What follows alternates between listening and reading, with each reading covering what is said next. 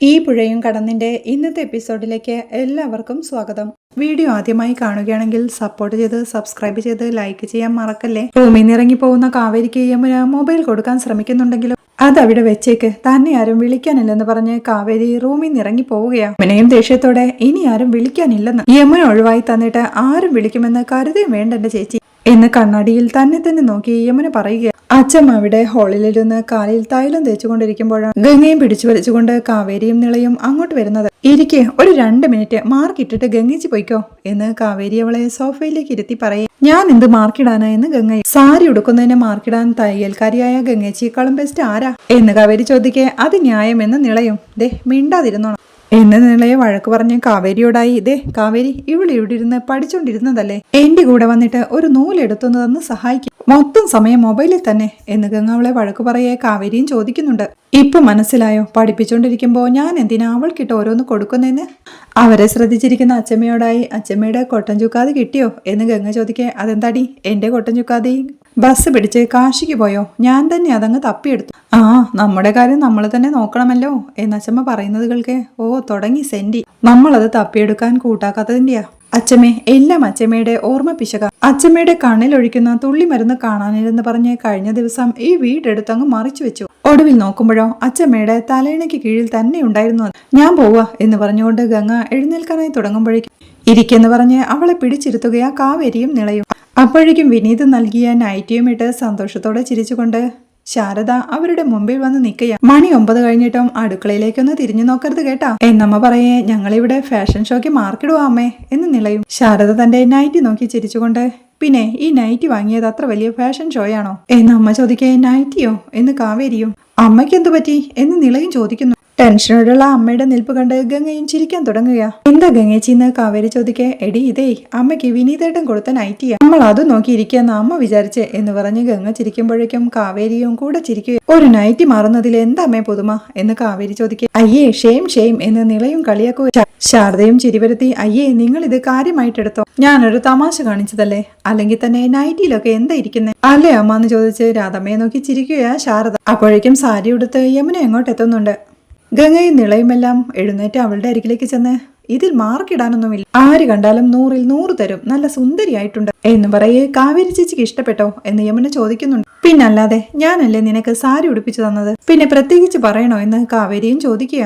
എന്നാലും ഈ സാരി ഉടുത്ത് നിൽക്കുമ്പോഴേ ചേച്ചിയുടെ നാവിന്ന് അത് കേൾക്കുമ്പോൾ ഒരു രസമുണ്ടെന്ന് യമുനയും. അത് കേട്ട് കാവേരിയും അവളെ ചേർത്ത് പിടിച്ച് അവളുടെ കവിളത്തൊരു ഉമ്മ കൊടുക്കുക. പോരെ, നിന്റെ വളർച്ചയുടെ ഓരോ ഘട്ടവും ചേച്ചിക്ക് സന്തോഷമാ മോളെ, നീ പിച്ച വെച്ച് നടക്കാൻ തുടങ്ങിയപ്പോ ഞങ്ങൾ അനുഭവിച്ച അതേ സന്തോഷം എന്ന് കാവേരി പറയുന്നത് കേൾക്കെ നിളയും ചോദിക്കുന്നുണ്ട്. ഒരു സാരി ഉണ്ടോ ഉടുക്കാൻ? അല്ല, വെറുതെ ഒരു സാരി ഉടുത്തതിന്റെ പേരിൽ നിങ്ങൾ എല്ലാവരും കൂടി യമുനേച്ചിയെ ആകാശത്തേക്ക് അങ്ങ് പൊക്കി വെച്ചേക്കുമല്ലേ, അതുകൊണ്ടൊന്ന് ചോദിച്ചു പോയതാ, വല്ല കാര്യവുമുണ്ടോ? പാടത്ത് വെച്ച കോലം പോലെ ഉണ്ടെന്ന് നിള പറയുന്നത് കേൾക്കെ നിന്നെ ഇന്ന് ഞാനെന്ന് പറഞ്ഞ് ദേഷ്യത്തോടെ അവളുടെ ചെവി പിടിച്ച് തിരുമുകയാ യമുന. വേദന സഹിക്കാൻ കഴിയാതെ നിള ഓടുമ്പോഴേക്കും യമുനയും അവളുടെ പുറകെ ഓടുകയാണ്.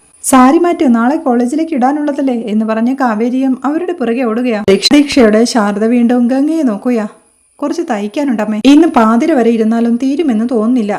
അമ്മ അവരെ ആരെങ്കിലും വിളിക്കേ, ഞാൻ പോട്ടെ എന്ന് പറഞ്ഞ് ഗംഗ അവിടുന്ന് പോവുകയാ. സങ്കടത്തോടെ നിൽക്കുന്ന ശാരദയെ കണ്ട് രാധമ്മ അങ്ങോട്ട് എഴുന്നേറ്റ് ചെന്ന് സിനിമയിലെ സീൻ കണ്ടതുപോലെ തോന്നുന്നുണ്ടല്ലേ, നമ്മളതിൽ ഉണ്ടോന്ന് ചോദിച്ചാ ഇല്ല, ഇല്ലെന്ന് ചോദിച്ചാ ഉണ്ട്, ഒരു പ്രായം കഴിഞ്ഞാ അത്രയൊക്കെ ഉള്ളൂ എന്ന് ടെൻഷനോടെ പറയേ. ശാരദയും ചിരിയോടെ പറയുന്നുണ്ട്. എനിക്കതിൽ വിഷമമൊന്നുമില്ല അമ്മ, നമുക്ക് പകരം നമ്മുടെ മക്കളുണ്ടല്ലോ, നമ്മൾ കൊതിക്കുന്നത് കൂടി നമ്മുടെ മക്കൾക്കല്ലേ കിട്ടുന്നത്, അത് കണ്ട് നമ്മൾ സന്തോഷിക്കല്ലേ വേണ്ടത് എന്ന് പറഞ്ഞ് സങ്കടത്തോടെ ചിരിയോടെ മാലയിട്ട് വെച്ച അരവിന്ദേട്ടന്റെ ഫോട്ടോയിലേക്ക് നോക്കി നിൽപ്പാ. രാവിലെ നിവിൻ എഴുന്നേറ്റ് വരുമ്പോൾ അമ്മയും അച്ഛനും കല്യാണത്തിന് വിളിക്കേണ്ടവരുടെ ലിസ്റ്റ് തയ്യാറാക്കുകയാ. ടെൻഷനോടെ നിൽക്കുന്ന നിവിനെ അവർ ശ്രദ്ധിക്കുന്നുണ്ടെങ്കിലും അവനോടൊന്നും മിണ്ടാതെ രാജേശ്വരി വീണ്ടും പറയുകയാ. ക്ഷണിച്ച് ഫോണിൽ പേഴ്സണൽ വോയിസ് അയക്കണം, കല്യാണ തലേന്ന് റിമൈൻഡർ ആയിട്ട് കാർഡ് ഒന്നുകൂടി അയക്കണം എന്ന് പറയേ സത്യനും പറയുന്നുണ്ട്. ഞാൻ ഓരോരുത്തരെയും ഫോൺ ചെയ്ത് എത്ര പേര് വരും എന്ന് ഉറപ്പാക്കാം, ആസിഫിനോട് പറയണം, അതനുസരിച്ച് വേണ്ടേ റൂം ബുക്ക് ചെയ്യാൻ, ആരും വിട്ടുപോകരുത് എന്ന് പറയുമ്പോഴേക്കും നിവിനും അവരുടെ അരികിലേക്ക് ചെന്ന് അച്ഛ എന്ന് വിളിക്കുക. എന്താടാന്ന് സത്യം ചോദിക്കേ. എനിക്കൊന്ന് സംസാരിക്കാനുണ്ടെന്ന് നിവിന്. എന്ത് എന്ന് അച്ഛൻ ചോദിക്കേ. എന്താന്നറിയില്ലേ എന്ന് അമ്മയും. നീ ഇങ്ങോട്ടിരിക്കുന്ന നിവിനോടായി പറഞ്ഞ് രാജി എനിക്കൊരു കോഫി വേണം എന്ന് പറയേ. ഇപ്പൊ ഒരെണ്ണം കുടിച്ചതല്ലേ ഉള്ളൂ എന്ന് രാജേശ്വരി. ഒരെണ്ണം കൂടി വേണമെന്ന് തോന്നുന്നു, ഇവനും കൂടി എടുത്തു എന്ന് സത്യം പറയേ. എനിക്കൊന്നും വേണ്ടെന്ന് നിവിനും. അമ്മയുടെ കോഫി കുടിക്കാൻ വേണ്ടി തിരുവനന്തപുരത്തു നിന്ന് വരുന്നു എന്ന് പറയുന്നവനാ.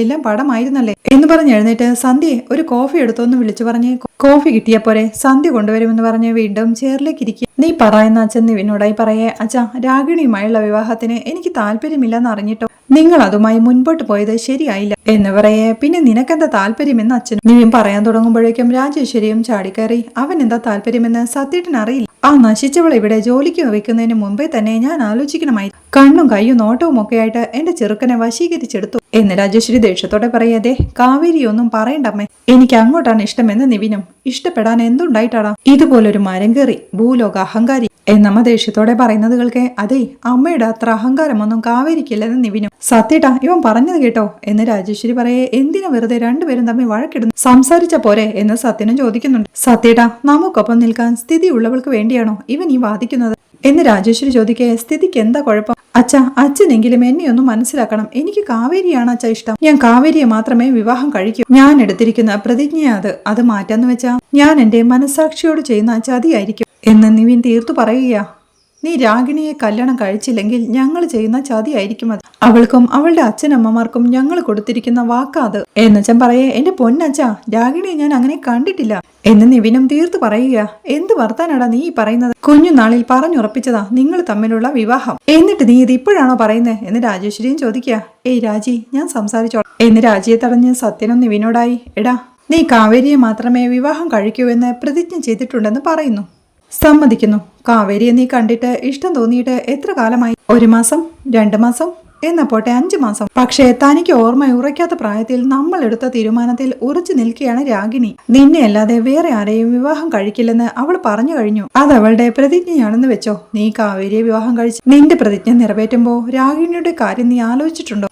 നിനക്ക് മറുപടി ഉണ്ടാവില്ലെന്നറിയാം. നീ പറയുന്നിടത്ത് ന്യായമുണ്ടായിരുന്നെങ്കിൽ അച്ഛൻ നിന്റെ കൂടെ നിന്നേനെ. ഈ കാവേരിയുടെ കുടുംബസ്ഥിതിയൊന്നും പരിഗണിക്കാതെ തന്നെ ബാംഗ്ലൂരിൽ രാഗിണി ഒറ്റയ്ക്കായിരുന്നു താമസം.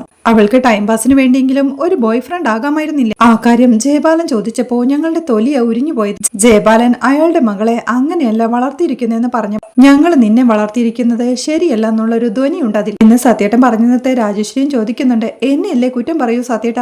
വളർത്താൻ എന്നെ വിശ്വസിച്ച് ഏൽപ്പിച്ചിട്ട് ഛത്തീസ്ഗഡിൽ ഉലുവ ബിസിനസിന് പോയതല്ലേ സത്യേട്ടൻ എന്ന് രാജേശ്വരി പറയുമ്പോഴേക്കും ദേ ഇങ്ങനെയൊക്കെ ഒരു ഇമോഷണൽ ഡ്രാമയുടെ ആവശ്യമുണ്ടോ അമ്മേ? അല്ല ഞാനിപ്പോ എന്ത് ചെയ്യണമെന്നാ നിങ്ങൾ ഈ പറയുന്നതെന്ന് നിവിനും. ഇമോഷണൽ ഡ്രാമയോ? നീ കാവേരിയോട് പോയി പറയടാ, നിന്നെ ഇനി കാത്തിരിക്കേണ്ട, നീ രാഗിണിയെ കല്യാണം കഴിക്കാൻ പോവാണ് എന്നമ്മ പറയുന്നത് കേൾക്കെ. ദേ അതൊന്നും നടക്കില്ല അമ്മ എന്ന് നിവിൻ. അത് കേൾക്കെ അച്ഛനും നിവിനെ മതി നിർത്ത്, ഞങ്ങൾ പറയുന്നത് നീ അങ്ങ് അനുസരിച്ചാ മതി എന്ന് പറയേ. ഓ അങ്ങനെ അനുസരിപ്പിക്കാൻ ഞാൻ കെട്ടിയിട്ട് വളർത്തുന്ന നായൊന്നുമല്ല. നിർബന്ധിച്ചെന്റെ കല്യാണം നടത്താനാണ് നിങ്ങളുടെ പ്ലാനിങ്. ഞാൻ ഈ നാട് വിട്ടങ്ങ് പോവും. പിന്നെ നിങ്ങൾ ഈ കല്യാണം നടത്തുന്നൊന്ന് കാണണമല്ലോ. അച്ഛാ എനിക്കൊരു മനസ്സുണ്ട്, ഒരു ഹൃദയമുണ്ട്, അത് നിങ്ങൾ രണ്ടുപേരും ഒന്ന് മനസ്സിലാക്കണം എന്ന് നിവിൻ ടെൻഷനോടെ പറയുന്നു. നാട് വിട്ട് പോവുകയാണെങ്കിലേ നീ തിരിച്ചു വരുമ്പോ നിനക്കിവിടെ അച്ഛനും അമ്മയും ഉണ്ടാവില്ല. പകരം 2 ചിതയ്ക്ക് കൊള്ളി വെച്ചാൽ മാത്രം മതി എന്ന് രാജേശ്വരിയും തീർത്തു പറയുകയാ. അച്ഛനും എഴുന്നേറ്റുകൊണ്ട് പറയുകയാ. ആഗ്രഹങ്ങളൊക്കെ സാധിച്ചു തന്ന നിന്നെ വളർത്തിയത് നീ ഞങ്ങൾക്ക് തരുന്ന ശിക്ഷ അപമാനവും നാണക്കേടുമാണെങ്കിൽ ഞങ്ങൾ അതുതന്നെ ചെയ്യും. ഈ പ്രായമെത്തുമ്പോ ഞങ്ങൾക്ക് മനസ്സും ഹൃദയവും മാത്രമല്ലട നോക്കേണ്ടത്, അന്തസ്സും അഭിമാനവും കൂടിയാ. നീ അത് മനസ്സിലാക്കിക്കോ എന്ന് പറഞ്ഞ് അച്ഛൻ അവിടെ നിന്ന് പോവുകയായിട്ട് നിന്നെ പ്രസവിച്ചത് തന്നെ എന്റെ തെറ്റാടാ എന്ന് പറയുമ്പോഴേക്കും രാജി എന്ന് സത്യേട്ടൻ വിളിക്കുന്നു. അത് കേട്ട് രാജിയും അവിടെ നിന്ന് നടന്നു നീങ്ങുമ്പോഴേക്കും ഒന്നും ചെയ്യാനാവാതെ വല്ലാത്തൊരവസ്ഥയിൽ ഇരിപ്പാ നിവിനും. രാവിലെ ആയിട്ടും കിടന്നുറങ്ങുന്ന കാവേരിയെ യമുന വന്ന് വിളിക്കുന്നുണ്ട്. ചേച്ചി, കാവേരി ചേച്ചി, ഇത് എന്തുറക്കാതെ? എനിക്ക് കോളേജിൽ പോവാൻ സമയമായി എന്നവൾ വിളിക്കെ. ഒന്ന് പോയേ, എനിക്ക് കുറച്ചു നേരം കിടന്നുറങ്ങണമെന്ന് കാവേരി. ചേച്ചി എന്ന് വിളിച്ച് യമുന അവളെ പിടിച്ചെഴുന്നേൽപ്പിക്കുകയാണ്. എന്താടി സമയം എത്രയായി എന്ന് കാവേരി ചോദിക്കെ. 8 മണി കഴിഞ്ഞു എന്ന് യമുനയും. 8 മണി കഴിഞ്ഞോ? ഇത്രയും നേരം ഞാൻ കിടന്നുറങ്ങിയോ എന്ന് കാവേരി ചോദിക്കെ. പിന്നെ ഞാനാണോ ഉറങ്ങിയെന്ന് യമുനയോ. നീ എന്താ ഇന്ന് നേരത്തെ എന്ന് കാവേരി ചോദിക്കെ. ഇന്ന് കോളേജ് ഡേ ആണെന്ന് ഇന്നലെ ഞാൻ പറഞ്ഞതാ. നേരത്തെ ഒരുങ്ങി പോണമെന്നും പറഞ്ഞതാ. ചേച്ചി വന്നേ എന്നെ കൊണ്ട് ബസ് സ്റ്റോപ്പിൽ വിടുന്ന യമുന വിളിക്കെ. ആ വിടാമെന്ന് കാവേരി. ഒരു കാര്യം ചെയ്യേ, ഞാൻ ബാഗ് പാക്ക് ചെയ്ത് പെട്ടെന്ന് ചേച്ചി ഒന്ന് റെഡി ആയിട്ടിരിക്കണേ എന്ന് പറഞ്ഞ് യമുന അവിടെ നിന്ന് ഇറങ്ങിപ്പോ. ഞാൻ എന്താ ഇത്രയും സമയം ഉറങ്ങിപ്പോയത് എന്ന് പറഞ്ഞ് മൊബൈൽ എടുത്തു നോക്കി. അലാറും അടിച്ചില്ലല്ലോ എന്ന് പറയുമ്പോഴാണ് മൊബൈൽ ഓഫ് ആയത് കാണുന്നത്. അവളത് ഓൺ ചെയ്യുമ്പോഴേക്കും നിവിന്റെ മെസ്സേജ് വരുന്നുണ്ട്. നിവിന്റെ മെസ്സേജോ എന്ന് പറഞ്ഞ് അവൾ അത് ഓപ്പൺ ചെയ്ത് വായിക്കുന്നുണ്ട്. എന്താ കാവേരി കോൾ കട്ട് ചെയ്തത്? എനിക്കൊരു കാര്യം പറയാനുണ്ട് എന്നാ മെസ്സേജ് വായിച്ച്. ഞാനിപ്പോഴാ നിവിന്റെ കോൾ കട്ട് ചെയ്തത് എന്ന് പറഞ്ഞ് കോൾ ലിസ്റ്റ് എടുത്ത് നോക്കുക. അയ്യോ, നിവിന്റെ 2 കോൾ ഇന്നലെ രാത്രി വന്നിട്ടുണ്ട്. 2ഉം കട്ട് ചെയ്തിരിക്കുകയാണല്ലോ. ഞാൻ അറിയാതെ ആരാ എന്റെ മൊബൈൽ എടുത്ത് കട്ട് ചെയ്തത്? ആ സമയത്ത് ഞാൻ എന്ത് ചെയ്യായിരുന്നു എന്ന് പറഞ്ഞവൾ യമുന ചേച്ചി ഫോൺ എന്ന് വിളിച്ചു പറഞ്ഞ കാര്യം ഓർമ്മിക്കുക. അതവിടെ ഇരിക്കട്ടെ, ഞാൻ നോക്കാറുമില്ല, എന്നെ ആരും വിളിക്കാനുമില്ലെന്ന് പറഞ്ഞ് താൻ റൂമിൽ നിന്ന് ഇറങ്ങിപ്പോയതും ഓർക്കെ. അപ്പൊ ശരിക്കും സംഭവിച്ചതെന്ന് പറഞ്ഞ് യമുനയാവും മൊബൈൽ സ്വിച്ച് ഓഫ് ചെയ്തതും കട്ട് ചെയ്തതുമെന്ന് കാവേരി ഉറപ്പിക്കുക. അപ്പോ നീയാണല്ലേ മോളെ കോൾ കട്ട് ചെയ്തതും ഫോൺ ഓഫ് ആക്കിയതും? എന്തിനു മോളെ അത് ചെയ്തത്? നിവിൻ എന്തിനായിരിക്കും വിളിച്ചത്? എന്തെങ്കിലും അത്യാവശ്യ കാര്യത്തിനായിരിക്കോ എന്നോർത്തവൾ നിവിനെ വിളിക്കുകയാ. റിസോർട്ടിന്റെ മുറ്റത്ത് ടെൻഷനോടെ ഇരിക്കുകയായിരുന്നു നിവിൻ. കാവേരിയാണ് വിളിക്കുന്നതെന്ന് കണ്ട് കാവേരിയോട് ഞാനിപ്പോ എന്താ പറയും? ഇഷ്ടമാണെന്ന് പറഞ്ഞാൽ രാഗിണിയുമായി കല്യാണം നിശ്ചയിച്ചിരിക്കുന്ന കാര്യവും പറയേണ്ടി വരില്ലേ? വേണ്ട, അച്ഛനോടും അമ്മയോടും സംസാരിച്ച് രാഗിണിയുമായിട്ടുള്ള ബന്ധം എങ്ങനെയെങ്കിലും ഒഴിവാക്കാം. അത് കഴിഞ്ഞ് കാവേരിയോട് ഇക്കാര്യം പറഞ്ഞാൽ മതി. അല്ലെങ്കിൽ ഇപ്പൊ ഒഴിവാക്കാൻ പറ്റാത്ത എന്ത് കാരണം പറയും കാവേരിയോട് എന്നൊക്കെ ഓർത്ത് ആ കോൾ അറ്റൻഡ് ചെയ്യാതെ ഇരിക്കുകയാണ് നിവിനും. നിവിനെന്താ കോൾ അറ്റൻഡ് ചെയ്തത്? എന്തേലും തിരക്കിലായിരിക്കും, കുറച്ച് കഴിഞ്ഞിട്ട് വിളിച്ചു നോക്കാമെന്ന് കാവേരിയും പറയുന്നു. കാവേരി ടെൻഷനോടെ അതോർത്തിരിക്കുമ്പോഴാണ് യമുന അങ്ങോട്ട് വന്ന് ചേച്ചി ഇപ്പോഴും റെഡി ആയില്ലേ എന്ന് ചോദിക്കുന്നു. കാവേരിയും ചാടിപ്പിടഞ്ഞെഴുന്നേറ്റ് 2 മിനിറ്റ് ഞാനിപ്പോ കുളിച്ചിട്ട് വരാമെന്ന് പറയുന്നുണ്ടെങ്കിൽ യമുന അവളെ തടഞ്ഞ് ഇനി ബ്രഷൊക്കെ ചെയ്ത് കുളിയൊക്കെ കഴിഞ്ഞ് ഇപ്പോഴാ ചേച്ചി വരുന്നേ എന്ന് യമുന ചോദിക്കേ. അങ്ങനെയാണെങ്കിൽ വിനീതേട്ടനോട് പറയും അവിടെ കൊണ്ടുവിടാൻ എന്ന് കാവേരിയും ചോദിക്കേ. അതൊന്നും വേണ്ട ചേച്ചി, ചേച്ചിയുടെ ആ സ്കൂട്ടി ഒന്ന് തരും എന്ന് യമുന ചോദിക്കേ. അതിനെന്താ, നീ എടുത്തോ എന്ന് കാവേരി. അച്ഛനുണ്ടായിരുന്നെങ്കിൽ ഇപ്പോ എനിക്കും പുതിയൊരു സ്കൂട്ടി എടുത്ത് തരുമായിരുന്നു. ഈ ബർത്ത്ഡേക്ക് വണ്ടി വാങ്ങിത്തരാന്നാ അച്ഛൻ പറഞ്ഞിരുന്നത് എന്ന് പറഞ്ഞവൾ ടെൻഷനോടെ നിൽക്കുന്നത് കണ്ട് കാവേരിയും സ്കൂട്ടിയുടെ ചാവി എടുത്ത് അവളുടെ കയ്യിലേക്ക് വെച്ചു കൊടുത്തു. ചേച്ചിയുടെ എന്തേലും നിനക്ക് വേണമെങ്കിൽ ഇത്ര വിശദീകരണത്തിന്റെ ആവശ്യമൊന്നുമില്ല. നിനക്ക് വണ്ടി വാങ്ങി തരാതിരുന്നതേ നീ കുഞ്ഞായിരുന്നല്ലോ. എങ്കിലും പോയി എന്തേലും അപകടമുണ്ടായി ആ പേടി കൊണ്ടായി. പക്ഷേ നീ ഇപ്പൊ മുതിർന്നു, അത് കണക്ക് കൂട്ടിയാവണം ഈ ബർത്ത്ഡേക്ക് വണ്ടി വാങ്ങി തരാമെന്ന് അച്ഛൻ പറഞ്ഞിരുന്നു. പുതിയത് തന്നെയാ നീ യൂസ് ചെയ്യേണ്ടത്, അച്ഛന്റെ വാക്കല്ല. ചേച്ചി അത് നിറവേറ്റി തരും എന്ന് കാവേരി പറയുന്നത് കേൾക്കെ താങ്ക്സ് ചേച്ചി എന്ന് പറഞ്ഞ് സന്തോഷത്തോടെ അവൾ യാത്ര പറഞ്ഞു പോവാൻ നേരം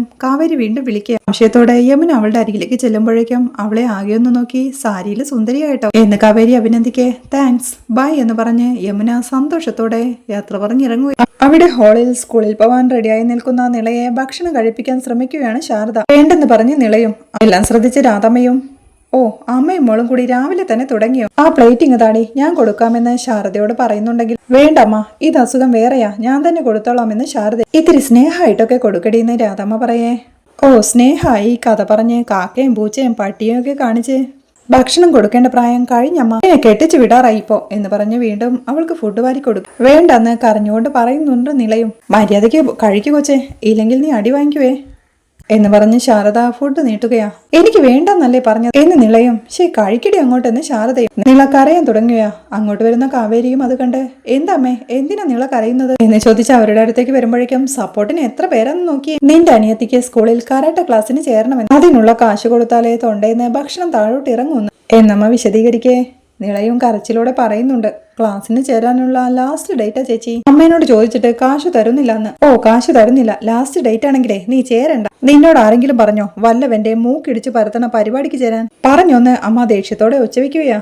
അതെന്താ അമ്മ അങ്ങനെ പറയുന്നേ? അവൾക്കിഷ്ടാണെങ്കിൽ ചേരട്ടെ എന്ന് കാവേരിയും പറയുന്നു. ഡി ചുള്ളിക്കമ്പ് പോലെ ഇരിക്കുന്ന ഇവളെ കൊണ്ട് അതൊക്കെ താങ്ങോ? അല്ലെങ്കിൽ തന്നെ ഇതൊക്കെ പെണ്ണുങ്ങൾക്ക് പറഞ്ഞിട്ടുള്ള പരിപാടിയാണോ എന്നമ്മ ചോദിക്കേ. പെണ്ണായതുകൊണ്ടാ ഞാൻ ഈ കരാട്ടെ ക്ലാസ്സിന് ചേരണമെന്ന് പറഞ്ഞതെന്ന് നിള. യമുന ചേച്ചിയെ അവന്മാര് പിടിച്ചോണ്ട് പോയപ്പോ യമുന ചേച്ചിക്ക് ഇതെങ്കിലും അറിയാമായിരുന്നെങ്കിൽ അവന്മാർക്ക് 2 കൊടുത്തിട്ട് ആരുടെയും സഹായമില്ലാതെ രക്ഷപ്പെടാൻ പറ്റില്ലായിരുന്നു. നാട്ടുകാരും പോലീസുകാരും യമുന ചേച്ചിയെ കളിയാക്കില്ലായിരുന്നു. യമുന ചേച്ചിക്കും നമുക്കും സങ്കടപ്പെടേണ്ടിയും വരില്ലായിരുന്നു. എന്റെ അച്ഛനുണ്ടായിരുന്നെങ്കിൽ എന്നെ ക്ലാസ്സിന് ചേരാൻ സമ്മതിച്ചേനെ, കാശും തന്നേനെ എന്ന് സങ്കടത്തോടെ നിള പറയേ. കാവേരിയും അവളുടെ കണ്ണുനീര് തുടച്ചുകൊണ്ട് പോട്ടെ മോളെ, മോള് ക്ലാസ്സിന് ചേർന്നോ, ചേച്ചി കാശ് തരാം എന്ന് പറയുന്നത് കേൾക്കെ നിള സന്തോഷത്തോടെ കാവേരി ചേച്ചിയെ കെട്ടിപ്പിടിക്കുകയാണ്. മോള് വന്നേ, ഇവിടുന്ന് നമുക്ക് എസ്കേപ്പ് ആവാമെന്ന് പറഞ്ഞ് കാവേരി നിളയും വിളിച്ചുകൊണ്ട് പോവുക. എടി ഭക്ഷണം കൂടി കൊടുക്ക്, അവളെ സ്കൂളിൽ വിടണ്ടേ എന്ന് ശാരദ വിളിച്ച് പറയുന്നുണ്ട്. ഇടിയപ്പൻ 2 എടുത്ത് നിന്റെ അണ്ണാക്കിലേക്ക് തിരികെ കയറ്റ്, കുറച്ചു നേരമെങ്കിലും ചെവിക്ക് സ്വൈര്യം കിട്ടുമല്ലോ. മനുഷ്യനായ വിവരദോഷത്തിനെങ്കിലും ഒരു പരിധി വേണം, ചെവിതല കേൾക്കണ്ടേ എന്ന് രാധമ്മ പറയുന്നത് കേൾക്കെ. ഞാനാണോ ചെവിതല തരാത്തത് എന്ന് പറഞ്ഞ് ശാരദയും ദേഷ്യത്തോടെ അവിടുന്ന് പോകും. പിന്നെ കോളേജിലേക്ക് കാവേരിയുടെ സ്കൂട്ടിയും ഓടിച്ചു പോവുകയാണ് യമുന. റോഡ് അരികിലൊരിടത്ത് കൂട്ടുകാരുമൊത്ത് സിഗരറ്റ് പുകച്ചിരിക്കുകയാണ് വിശാൽ. ഇവിടെ സേഫ് അല്ലേ എന്നൊരുത്തൻ ചോദിക്കാൻ. അല്ലാതെ ഇവിടെ നിന്നാലേ ഒരു തൂഫാനും നമ്മളെ പൊക്കില്ല. കോളേജിന് പിന്നിലെ സ്വപ്നഭവനമില്ലേ, അതുപോലും ഇപ്പോ സേഫ് അല്ല, നീ വാങ്ങിച്ചോളിയാന്ന് സിഗരറ്റ് വലിക്കാനായി വിശാൽ അവന്റെ ഫ്രണ്ടിനെ നിർബന്ധിക്കുകയാണ്. അപ്പോഴാണ് സ്കൂട്ടി ഓടിച്ചു വരുന്ന യമുനയെ വിശാൽ കാണുന്നത്. ഇത്രയുമാണ് ഇന്നത്തെ എപ്പിസോഡിലെ വിശേഷങ്ങൾ. വിശാലിന്റെ പിടിയിലാകപ്പെട്ട യമുനയെ നിവിൻ രക്ഷിക്കുന്നതും നിവിന്റെ പെരുമാറ്റത്തെ വീണ്ടും തെറ്റിദ്ധരിക്കുന്ന യമുനയ്ക്ക് നിവിനോടുള്ള ഇഷ്ടം കൂടുന്നതുമെല്ലാമാണ് നാളത്തെ എപ്പിസോഡിലെ വിശേഷങ്ങൾ. വീഡിയോ ഇഷ്ടമായാൽ സപ്പോർട്ട് ചെയ്ത് സബ്സ്ക്രൈബ് ചെയ്ത് ലൈക്ക് ചെയ്യാൻ മറക്കല്ലേ.